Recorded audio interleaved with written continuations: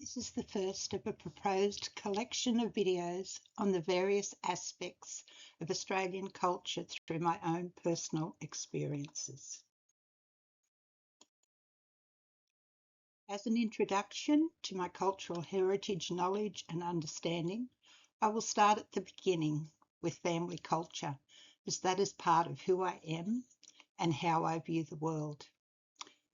When my first Kelly ancestor, Robert Kelly, arrived and settled in what was then the colony of New South Wales, he called his property Ballangair after his family residence in Scotland. Every property owned by my mother's paternal line since then was also called Ballangair. This background image is of a painting of the Kelly family home at Upper Kalang that was done for my grandparents, Sid and Mary Kelly, by local artist Peggy Channels.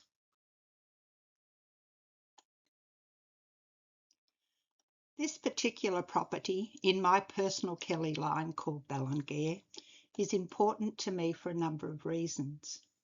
Firstly, it was my first home. It was the place my mother had lived all her life and where my family lived following my parents' marriage until I was about 3 years old. It was also the last property my particular branch of the Kelly family called Ballangair.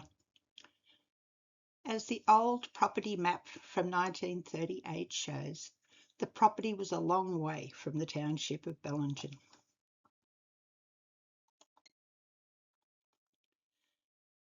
It's hard to imagine the difficulties that the family encountered as they turned the area into their future home. This amazing image from 1934 that's been handed down through the family shows their first accommodation on that distant Upper Valley location.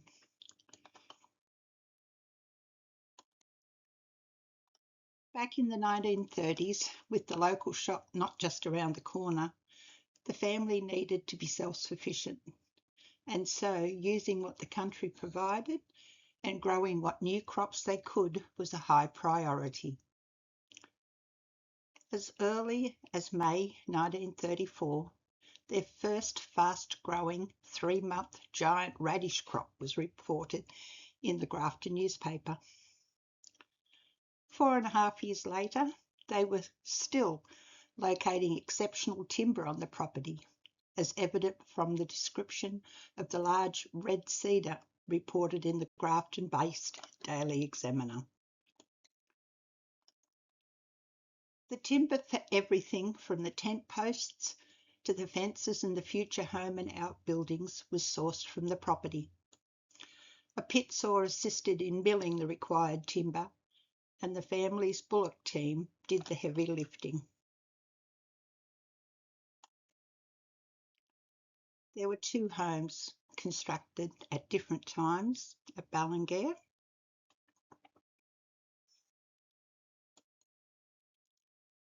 The late Sally Maley, granddaughter of Sid and Mary Kelly, was born in 1946 and grew up at Ballangair.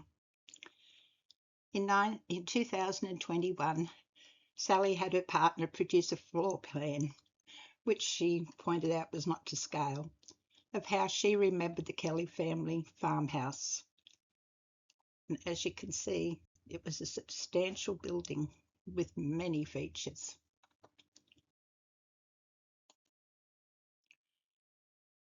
Over the decades, the Kelly family occupied Ballangair. There were many who lived there, either permanently or periodically during specific times, like the period during and following the Second World War. Those most relevant to me, my grandparents and my mother, are shown in these images,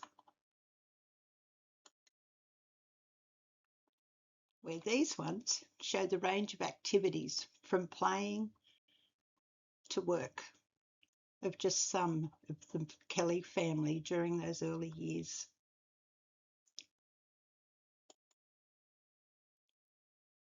Where the family's bullock team moved the heavy loads, moving people around when it was not on foot relied heavily on horses. The Second World War saw a third of Sid and Mary Kelly's children enlist for service.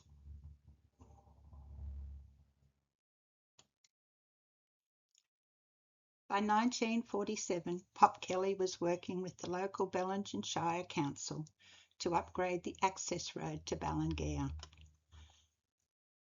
The harrowing trip to Ballangair in 1950 shows just how isolated, remote and vulnerable those at Ballangair were, particularly during the times of frequent floods. The newspaper account also shows how even written records are not always necessarily correct. The patient was not Mrs. S.P. Kelly, it was my mother, the 13-year-old daughter of Sid and Mary Kelly, who suffered acute appendicitis. She spoke often during her lifetime of her fear of water following being stretchered out, tied between two horses, and her extended stay in hospital even after she was well enough to return home while she waited for the floodwaters to fall.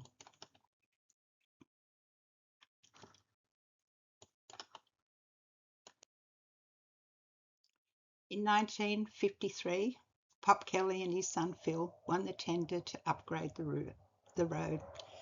It included the construction of a number of bridges.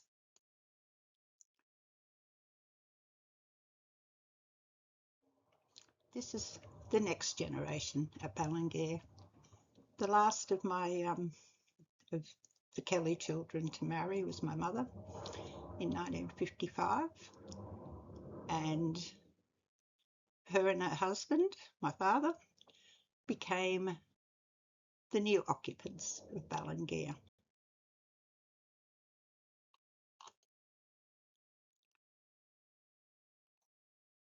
But the time up there ended, and we moved to Ballangair in 1959. Pop was very sick at the time, and we lived with him and Nana on the Scotchman Hill, just below the town reservoir. Sometime after that, a fire destroyed much of what was left behind at Kalang. And I can remember as a teenager travelling with my parents and my siblings and others to see what was left up there. There was only the bales, the only standing building on the Kelly farm itself, and many of the neighbour properties also had very little left at that time.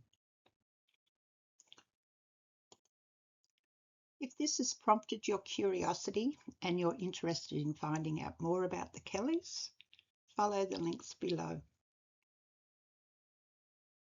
Thank you for listening.